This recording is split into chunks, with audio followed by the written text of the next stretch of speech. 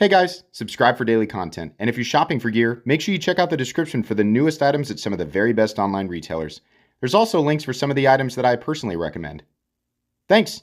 What's going on YouTube? Metal Complex here, and today I've got another interesting knife review / knife overview to share with you guys. This is the Benchmade Adira, specifically the larger one and the version that is coated in blue. This knife, to my knowledge, comes in 4 different variations, either the gray, small or large, and then the blue, small or large. As far as I understand, coating on this guy, which is really interesting, I really like this, Cerakote, according to Benchmade's their website there. Just wanted to make sure and get that out before I forgot to mention it. This is part of their water series. They make a big deal out of this box, and it opens up and it's all water stuff. And yeah, so will this work for water? Like, is this a knife that is built, for use in and around water? Considering that the blade steel is Magna Cut and the majority of the parts on this knife are extremely, stain resistant. Yes. Is it a whole lot different than a lot of the knives that Benchmade offers in general that are not specifically labeled as water series knives? No. We're going to talk about that as well as a whole bunch of things, but it's interesting. I'm a bit perplexed by this series of knives, but okay. So I just want you guys to know that if you're somebody like looking to pick this up for use in and around water, yeah. They selected the right materials, but they typically do that anyway. Anyways, thanks so much to eKnives for loaning me this knife for review. It will go back to eKnives when I'm done. I'm going to have this linked in the description, all the different forms. It does help my channel when you use those links, but that's entirely up to you. Thanks to my patrons for supporting me. It's a big knife. If it's too big, like I said, the smaller one is definitely going to be the way to go. But the overall size of this one, nearly 9 inches, 8.85 inches. Blade length is about 3.85 inches. Your cutting edge is about 3.65 inches. Pretty overall large knife. Not a heavy knife, though. They did use some super lightweight materials. Let's do some size comparisons. Any custom scales in this section can be found down in the description under Original Goat and others. So you can see here, it's actually a little bit longer than even the Cold Steel 8010. It's also longer than my own knife, the Excalibur. Let's go ahead and put it up against the Benchmade. No, let's do the Spyderco PM2 and the Spyderco Para 3. Definitely larger. I really like that blue blade. There's some irritating things about this knife, but man, I like that blue blade. I wish that more companies would do, even though Cerakote isn't like the ultra super best, coating ever. I do like that, it comes in multiple colors, and I kind of like this. Almost looks gritty, but it's smooth. Anyways, much larger than something like the PM2 and way more cutting edge, obviously humongous compared to the Para 3. Let's put it up against the Benchmade Reptilian, in this case the Ritter Hogue and the Hogue Deca. Okay, you get it. It's a big knife. How's the action? This is utilizing Benchmade's Axis Lock. It runs on washers, and it utilizes thumb studs. I'd like to say, there's a lot of things about Benchmade that I don't like, but they do washer action really, really well. Why is that important? Washers are superior to bearings in that they keep debris and crap out of the pivot if you're working in a dirty, dusty environment. Crossbar locks are very dependable. They do not disengage very easily. They do utilize omega springs, which is one of the curious parts of this water-themed build, but again, we'll come back to that. And omega springs can fail. Personally, I have never actually had an omega spring fail. I always remind people that this Ritter Hogue has it utilizes omega springs and has quite literally been deployed on every single review on this channel because it is a size comparison knife. So there's video evidence of this. This knife has been deployed thousands of times with no issue. Obviously, a lot of variables there. The environment, that's going to be a big one. This knife is not regularly submerged in water, and this presumably will be. But anyways, they do their washer action really, really good, and that's great. If you can get the washers to act nearly the same way as bearings in terms of action smoothness, that's your superior. You're getting, nearly bearing or bearing action, which is definitely going to be the case here. It's nice and fall shut, but with the ability to keep stuff out of the pivot. Benchmade does a really, really good job with that, and I wish more companies would do that. I like bearings, but they can gunk up if you work in those environments. So it is very easy to deploy. There's plenty of room to get underneath this thumb stud, and while, crossbar locks and Omega springs don't serve as the best detent, like the most satisfying, I guess. Like, it works just fine. This does work pretty well. I can reverse flick it and do all that. I do have some lock stick, which is pretty typical of Benchmade axis locks, and this could get slightly worse, or it could get immediately better. Either way, over time, these tend to always get better to the point where there's no lock stick at all. But yeah, I am experiencing that. So, but not bad. I mean, it's very easy to manipulate. Depending on the size of your hands, the bigger one might be harder or easier, right? The little one might be better. It just depends. So anyways, carry profile thickness up against the Spyderco Para 3. It gets thicker, but there's also like curvature to these scales, so it's kind of deceptive. I find the knife to be exceptionally comfortable. So even if it is slightly thicker than the Para 3 here, just slightly, I don't find that to be too much of an issue. We'll come back to that. Length and height up against the PM2 and Para 3. The object takes up a lot of space in your pocket, but because of how we've built this knife, I say we, how Benchmade has built this knife, it's not an overly cumbersome object outside of just the total amount of room it's going to take up in your pocket. Again, this can be mitigated by picking up the smaller one. Pretty tall, pretty long. I mean, it's bigger overall than even the PM2. Let's go ahead and weigh it. What are we looking at for materials? We are looking at MagnaCut. Yes, the mighty MagnaCut. And then it is Cerakoted, which it doesn't need to be. MagnaCut is insanely stain resistant. This is a very, very good balance of steel. A lot of new people hear MagnaCut, they hear the way that people talk about it and assume that it's like a super mega ultra steel that's maxed out. It's maxed out in all of its stats, right? Dexterity's maxed out, strength is maxed out, luck, charisma, it's all maxed out character, right? Your maxed out Elden Ring character. No, it's a balance of composition, just like it's same rules as anything else. MagnaCut has exceptional toughness, exceptional corrosion resistance, and has pretty darn good edge retention, and is not the worst thing to touch up and sharpen. It's just a very, very good balance when we're talking about a knife steel. It has a wide optimal HRC range.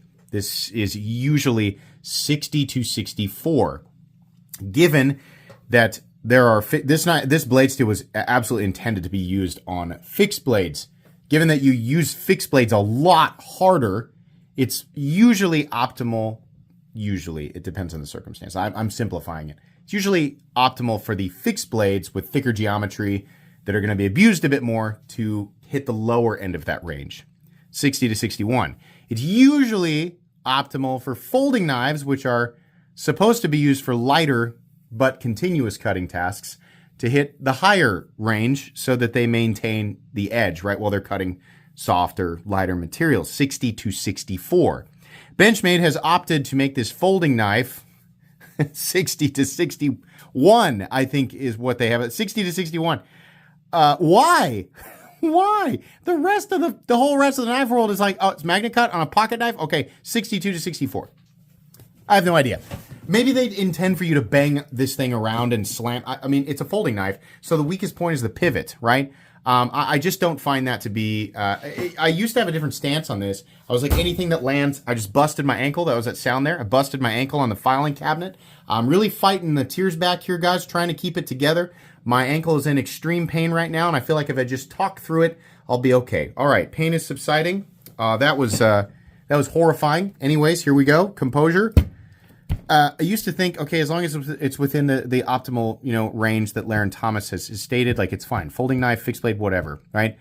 After understanding how much of a change there is and how the balance benefits the blade of a pocket knife at the higher HRC range, I completely understand why people were telling me that it doesn't make sense. So now I'm in that position. If it's a pocket knife and it's like this, I mean, there's plenty of people out there who are like, it's a pocket knife. It's also a screwdriver, a pry bar, a hammer.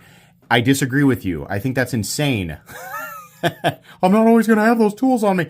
Multi-tool. If that's a new term for you, Yeah, happy to educate. Multi-tools exist. You don't need to force your pocket knife into those rolls. It's ridiculous, right?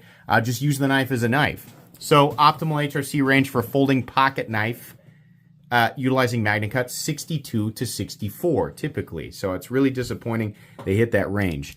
But anyways, MagnaCut and then injection mold plastic. Yay!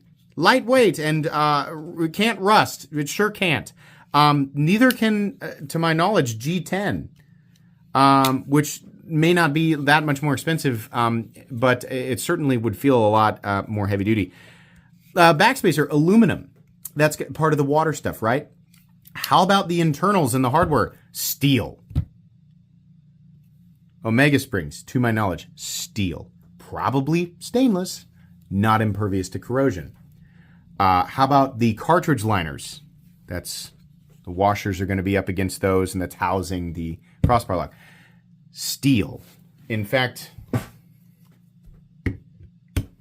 can we get a hold of those? Yeah. Steel. It's steel.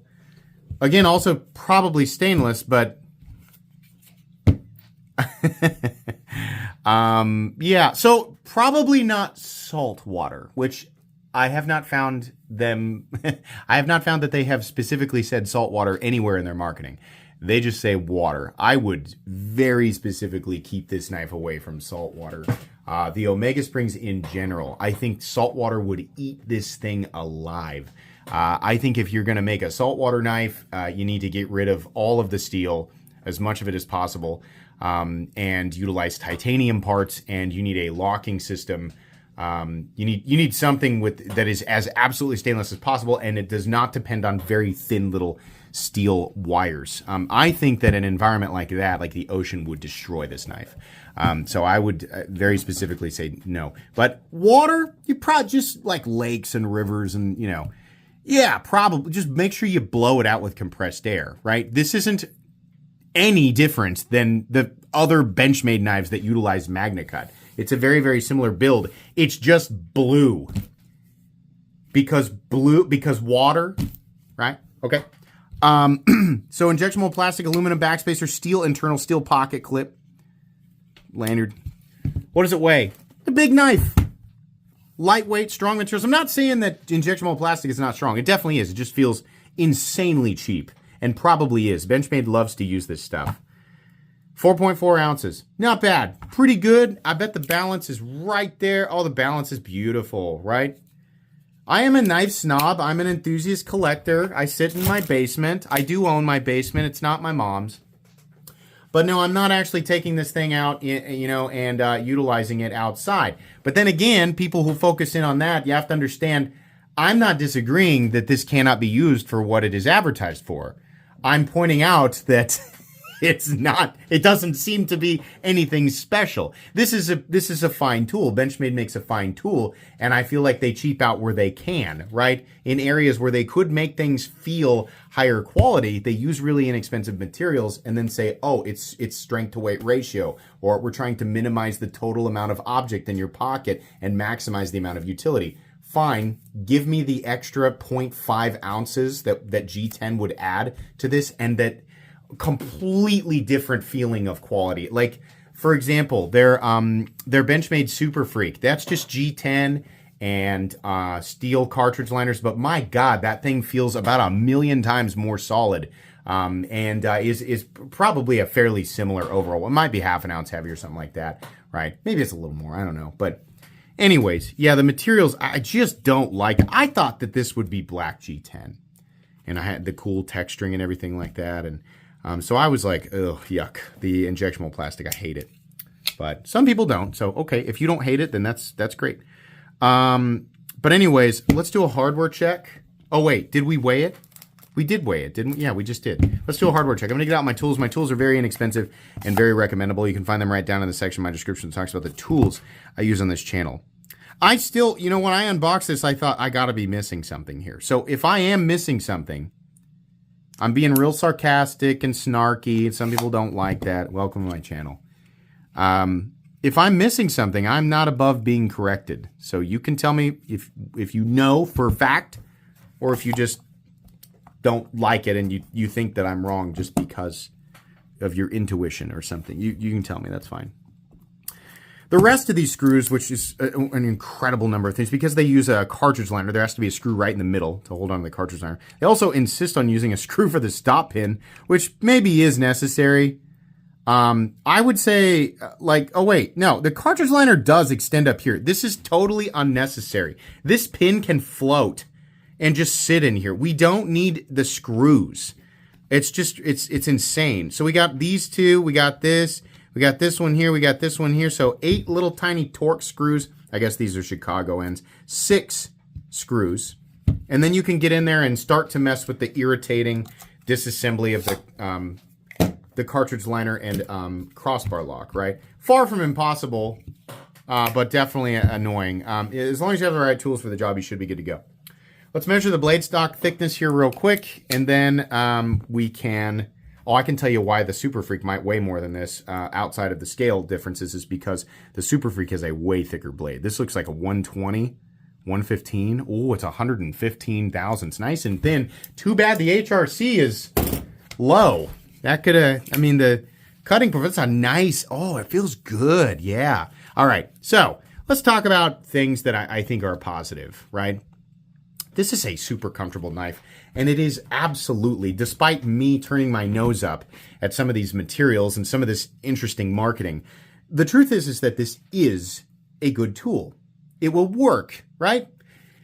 That doesn't necessarily mean a whole lot these days, because making a good tool in today's knife market it's a lot like blindfolding yourself in the middle of the ocean and throwing a rock and trying to hit water. It's pretty easy. Like, it's not that... People, I think, like to believe that being able to identify something that is utilitarian is like a special trait. Not really. I would say 99% of my core audience could do exactly what I'm doing. And they watch these videos just for like a lot of you, which I love. I really appreciate this. I think we all just like to enjoy this stuff together. It's not so much that I'm teaching my core audience. They all know, and we're all just looking at the knife together. It will work. It's great, but it's not special. There's not anything special here. It's just fine, right? It's kind of like veiled under the guise of like, professional utility. No. It's just blue. It's blue and the box says water. Maybe I'm missing something, guys. Maybe I'm missing something here, but I've been a fan of Benchmade for a long time. And they've gone from a company where I was like, I love like all this cool stuff they got coming out with, and yeah, they're expensive, but okay. It went from that to, they use a lot of plastic now. Yikes. They love grivery, whatever. GFN, FRN, injection mold plastic. There's a million, and they're all slightly different, but they're all the same thing. Cheap. Good strength to weight ratio, but cheap. They use nice blade steels. Sometimes they have an okay heat treat, and sometimes I think it's suboptimal, right? So that, and then it's like, also we're increasing the price on everything by 40 to 70%. And I was like, whoa. Yikes. Yeah, so that's kind of how it's been. But I'm really familiar with all, how they build things, how they have built things in the past, how they currently build things. And it's not, there's nothing here so far to suggest like specifically water, whatever. So yeah, it is comfortable. This is a comfortable knife. It's got a good thumb ramp. Right? I feel in control, feel safe. I do trust Benchmade's crossbar lock. The edge sharpened really well. This does feel like Benchmade's typical toothy edge, and to their credit, it does tend to bite into material a little better. I'm not sure if that's really the case or if it's in my head ever since it was pointed out to me, but it almost feels like there are little micro serrations in their clean edge, and it seems like it bites. I don't know. I mean, like, at least the factory edge. And now, once you sharpen it, this could change. In fact, I believe does change completely, right? But anyways, here's your plunge grind. That matters to some people and doesn't matter as much to others. On this side of the blade, it says CPM MagnaCut, and they have put an effing website on your knife. They have put a website on this knife. No. There are so many things that I would find irritating but acceptable to print on a knife blade. This is far beyond that. This is insufferable. Do not put a website on a blade. Don't do that, please. I don't understand. Benchmade logo doesn't bother me. I actually kind of like the Benchmade logo, but it is very big and it'll bother some people. The blade is made really well. It's got a nice even cutting edge. You have a nice tip. It is very sharp. Obviously, it's factory edge, whatever. If it becomes dull, you just sharpen it, whatever angle you want, right? But it's nice. Out of the box, definitely going to come sharp. They typically cut really, really well. Ergonomics, like I said, very comfortable. Jimping's all in the right place. Nothing super sharp. I love Benchmade's pocket clip. I love this pocket clip. It works so well. It is right on top of that texturing. Slightly irritating, but it's okay. It also has ambidextrous mounting positions for the clip, which is good because this is an ambidextrous locking system. If we have an ambidextrous locking system, we should have ambidextrous mounting positions for the clip. So they do that right. Again, to their credit, they build a tool that is plenty capable. They are utilizing the washers, which is really, really good, and they do it really, really well. Ambi mounting position for the clip. They have a good, dependable locking system, etc. It's all there, right? All the ingredients for a good tool. Lanyard thing, sure, okay. Leave it on there. Take it off, whatever you want to do. It comes with it. And then your stop pin's located in its traditional spot. We got no shouldering, doesn't need it. No blade play up, down, left, or right. Quite a bit of lock stick on this guy. It'll probably work itself out. No up and down play. Smooth and consistent in here. Nice washer action.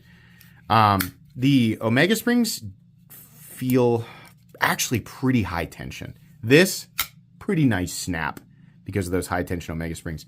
Centering, good to go. Nice and centered. Entry price for this knife, the smaller one without the blue coating, $230. $250 for the standard one, not the blue coating. $250 for the big one. Then you got, I think, $240 for this guy in the small version, and $260 for the one that you're seeing here.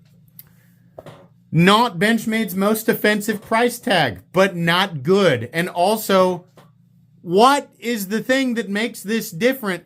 Why does this have its own box that says water? What's the difference between any of your other knives that come with injection mold plastic, the same internals, and a MagnaCut blade? Are those also now water knives, like retroactively? Well, I don't understand. I keep thinking like I'm being sarcastic, but somebody's going to correct me, and maybe you will. But I just don't. It's like, okay, if people are telling me it's not meant for salt water, it's just meant for water. Okay, fine. But that would make a bunch of other knives in Benchmade's line also like water knives. It just seems like a marketing gimmick, you know, and maybe you look at that and you go, I don't care. I just like, I want the knife to function. And if I can get it wet every now and then great. Okay, sure. Do I think that the materials and build quality are, up to the standard for something that costs this much? This does not feel like anything more than what Kershaw is capable of making. And I can tell you right now, I've got a Kershaw Bel Air over here to my right that is built identical. Like, yes, it's smaller, but it's got a much better heat treat on the MagnaCut blade, and it utilizes all the same materials and build quality outside of that. I think, but it doesn't have injectable plastic. It has like G10 or micarta or whatever. And yeah, okay, micarta would be slimy in water. That knife is like literally like $100 less. And even if Kershaw made a bigger Bel Air, which I'm almost certain they will, I bet it'd still be $75 less. Benchmade does not feel. I have handled so many knives in so many different tiers. American production, American custom, American, like, you know, your lower end American stuff. Your Chinese low-end, mid-range, high-end, mid-tech, custom, Italian stuff from Poland, stuff from Germany, Japan, Taiwan, stuff that costs $20, stuff that costs $8,000. Benchmade's build quality doesn't feel any different than Kershaw's. Maybe they do more of it in-house. Maybe more of Kershaw's knives are outsourced, but they still have enough to call it USA made. I don't know. This should not be $260. If they were charging $160, $180 for this, fine, you know.